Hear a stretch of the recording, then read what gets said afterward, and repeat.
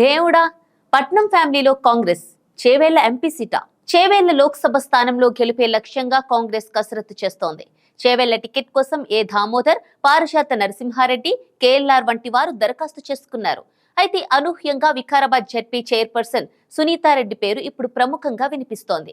ఇటీవల పట్నం మహేందర్ రెడ్డి దంపతులు కాంగ్రెస్ లో చేరారు. ఆ వెంటనే సునీతారెడ్డి చేవేళ్ల పరిధిలో కాంగ్రెస్ నేతలతో సమావేశమవుతూ అభ్యర్థి తానే అన్న సంకేతాలు ఇస్తున్నారు. అయితే పార్టీలో కొత్తగా చేరిన నేత అప్పుడే తనదే సీటు అని ప్రచారం చేసుకోవడంపై కాంగ్రెస్ శ్రేణుల్లో మిశ్రమ స్పందన వస్తోంది. 2018 ఎన్నికల్లో రేవంత్ రెడ్డి ఓటమే ధ్యేయంగా బీఆర్ఎస్ అధిష్టానం అప్పటి మంత్రి పట్నం మహేందర్ రెడ్డికి బాధ్యతలు అప్పగించింది. ఆయన తన సోదరుడు పట్నం నరేందర్ రెడ్డిని కొడంగల్ నుంచి రంగంలోకి దింపి తన అనుభవాన్ని, అధికారాన్ని ఉపయోగించి రేవంత్ రెడ్డిని తొలిసారి ఓటమి పాలు చేశారు. ఆ తర్వాత రేవంత్ రెడ్డి మల్కాజ్గిరి ఎంపీగా గెలవడం, పీసీసీ అధ్యక్షుడి పదవి పొందడంతో పాటు ఒంటి చేత్తో శాసనసభ ఎన్నికల్లో కాంగ్రెస్ ను అధికారంలోకి తీసుకురావడం జరిగింది. ఇటీవల అసెంబ్లీ ఎన్నికల్లో కొడంగల్లో రేవంత్ రెడ్డి మహేందర్ రెడ్డి సోదరుడు నరేందర్ రెడ్డిని ఓడించారు. ఇప్పుడు అదే రేవంత్ రెడ్డి సమక్షంలో మహేందర్ రెడ్డి దంపతులు కాంగ్రెస్ లో చేరారు. ఇప్పుడు రేవంత్ సారథ్యంలో చేవేళ్లలో పోటీ చేయడానికి సిద్ధమవుతున్నారు. అయితే వికారాబాద్ జెడ్పీ చైర్మన్ గా ఉన్న సునీతారెడ్డికి ఉన్న క్లీన్ ఇమేజ్ ఆమెకు ఉపయోగపడినా కుటుంబంలో ఇతరులపై స్థానికంగా కాంగ్రెస్ కేడర్లో ప్రజల్లో వ్యతిరేకత ఉంది. సునీతారెడ్డికి సీటు ఇస్తే ఆ ఎఫెక్ట్ ఆమె మీద పడే ఛాన్స్ ఉంది. ఇదే సమయంలో సునీతారెడ్డికి ఉన్న సానుకూలత కలిసొస్తుంది అని ఆమె అనుచరులు అంటున్నారు. సునీతారెడ్డి హ్యాట్రిక్ జెడ్పీ చైర్పర్సన్ గా ఘనత సాధించారు. 2 పర్యాయాలు ఉమ్మడి రంగారెడ్డి జెడ్పీ చైర్పర్సన్ గా బాధ్యతలు నిర్వహించిన సునీతారెడ్డి ప్రస్తుతం వికారాబాద్ జెడ్పీ చైర్పర్సన్ గా కొనసాగుతున్నారు. 3 సార్లు జెడ్పీ చైర్పర్సన్ గా చేసిన ఘనత ఆమె సొంతం. దీంతో ఉమ్మడి రంగారెడ్డిలో ఉన్న పరిచయాలు కలిసి వస్తాయని భావిస్తున్నారు. అదే సమయంలో కుటుంబ సభ్యులపై ఉన్న ఆరోపణలు మైనస్ గా కావచ్చని టాక్ ఉంది.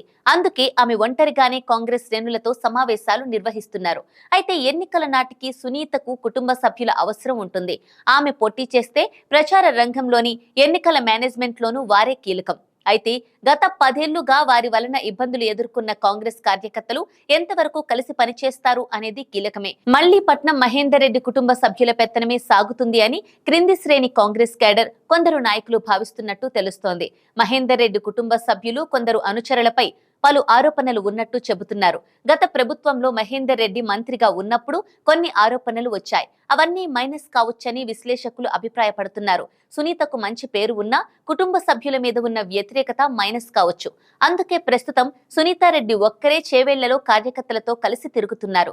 తన మీద ఉన్న సానుకూలత, అధికార పార్టీకి ఉన్న అడ్వాంటేజ్, ప్రభుత్వ పథకాలతో లబ్ధి పొందాలని ఆమె చూస్తున్నారని టాక్. అయితే చేవేళ్లలో Revanth Reddy charisma, Congress vote bank మాత్రమే కాంగ్రెస్ గెలుపుకు కారణమవుతాయని స్థానిక నేతలు అంటున్నారు. ఇక పరిగి, వికారాబాద్, తాండూరు, చేవేళ్ల వంటి చోట్ల పట్నం కుటుంబం పట్ల వ్యతిరేకత ఉంది.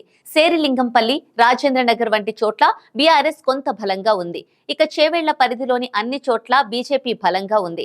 మహేశ్వరం, రాజేంద్రనగర్లలో 2వ స్థానంలో నిలిచింది. ఆ 2 స్థానాలు బీఆర్ఎస్ కైవసం చేసుకుంది.